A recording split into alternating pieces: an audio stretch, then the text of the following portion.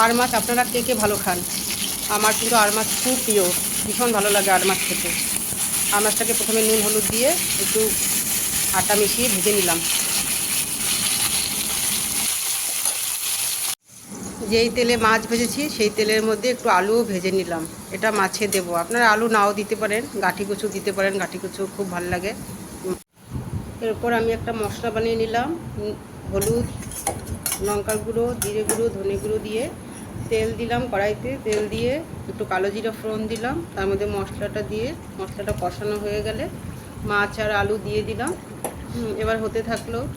আলু সিদ্ধ হয়ে গেলে একটুখানি গরম মশলা দিয়ে ধনেপাতা দিয়ে মাছটা নামিয়ে দিলাম। খেতে খুব ভালো হয়, করে খাবেন, দেখবেন ভীষণ টেস্টি মাছ। আর মাছ শরীরের জন্য ভালো, কাটা থাকে না, বাচ্চাদের জন্য খেতে খুব সুবিধা, একদমই কাটা থাকে না, একটাই কাটা থাকে। আজকের মতো আমার আর মাছ রান্না শেষ। আপনাদের কেমন লাগলো বলবেন।